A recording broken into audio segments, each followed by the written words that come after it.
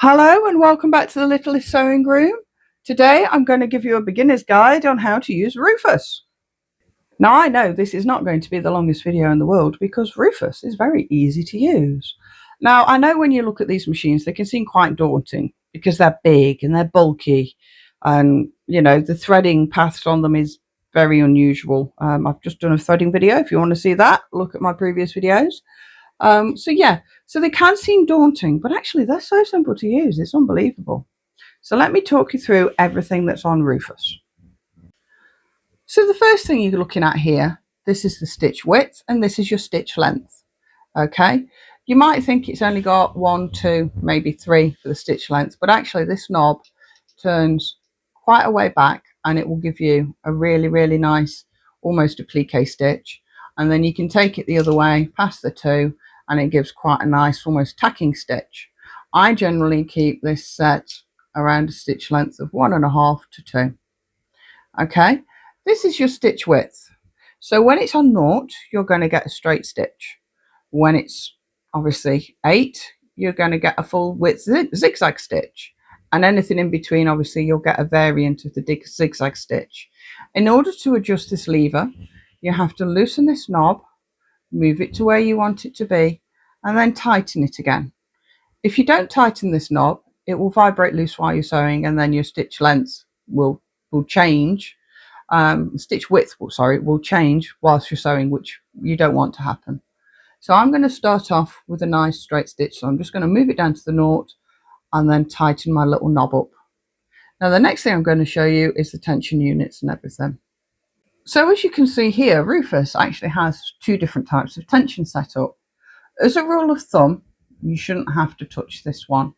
I believe, if you're using a much thicker thread, you may need to adjust it.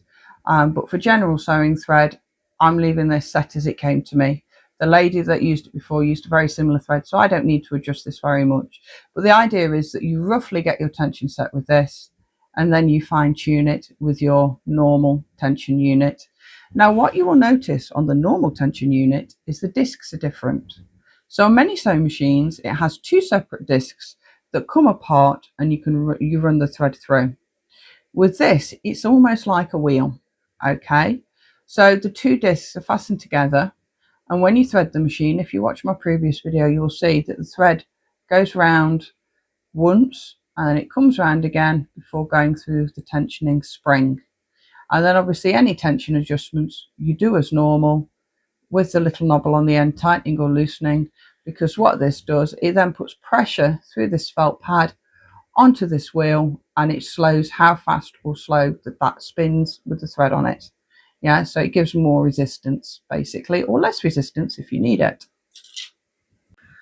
And then as you come down to the front of the machine, you've got your usual presser foot and everything here. Now, one thing I will say with this machine, there are no markings either on the presser foot or on the faceplate for guides. So, I mean, if I'm sewing something through the middle, I generally use the screw as a guide. You can use a piece of tape. You could maybe etch a little mark on here, depending on the width you want your guides. Or, a lot of us sewing machinists, we just do it by eye because we're so used to our machines. You can get some different presser feet for this machine. Okay, there isn't a vast array of feet available for this machine. This is your standard presser foot. There is a tape foot, so there's a foot that has a little loop at the front and you can feed like a tape through the front or elastic through the front. There is a binding foot that looks quite funny because it's just got 1 toe on it. And then you've got a heavyweight fabric presser foot, which has a groove down the middle, and it looks more like a standard presser foot that you get on any other sewing machine. Now, I am currently trying to source a zipper foot for this machine. It doesn't look like there's one commercially available. I might have to get something made up. I'll be contacting a few people about that, because I think if you have a zipper foot with this machine as well, there's not a lot this machine can't do. So for today, I'm just using a bit of lining out of one of the ties that I'm working with at the moment. I'm just going to put my presser foot down. And as you saw earlier, I have set this for a straight stitch. So let me just go through that again with you just to refresh it. So for a straight stitch, I've got this lever down to 0. And like I say, you must tighten this knob up after you've set your stitch width, okay, so it holds in place and doesn't vibrate loose. And I've got the stitch length set at about 1.5. So as you would normally, just drop your needle into your fabric first before you start your stitch, and then off we go. Oh, it wasn't quite on 0. Let me try again. You saw that slight movement in the needle. So this machine will stitch at 5,000 stitches per minute, so it can go very, very fast. Okay, so that is how we stitch a straight stitch with Rufus. And I will show you, as you can see, when I started off, I hadn't got it quite on 0, so it's a bit wibbly wobbly. But then, you see, I'll go and get you in focus. That's the straight stitch that this machine produces. It produces a beautiful stitch. Because it has the oscillating feed at the front, so this is the oscillating feed. So as I sew, that goes round and round extremely fast. Let me just show you.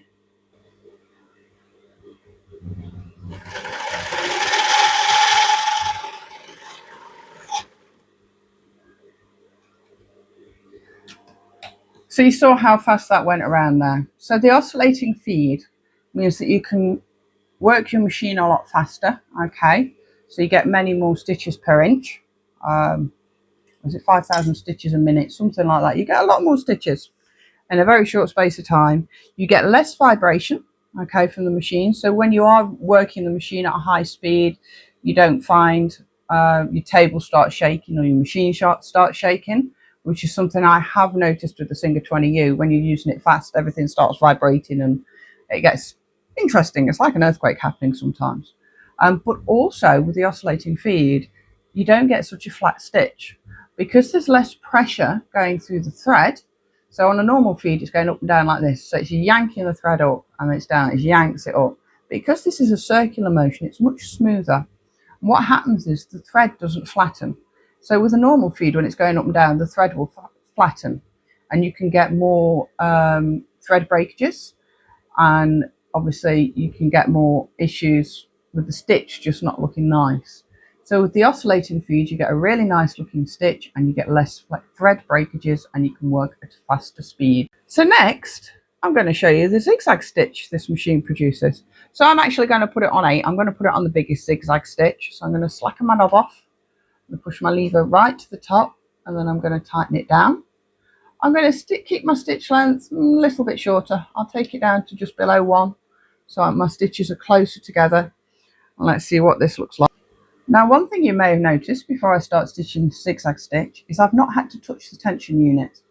Now with this machine, it's very easy to switch between straight stitch and a zigzag stitch without needing to adjust the tension unit.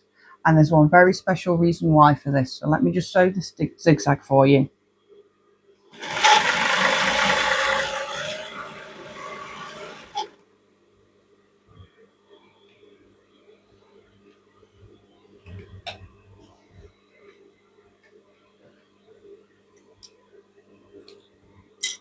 So this is the zigzag stitch that this machine produces.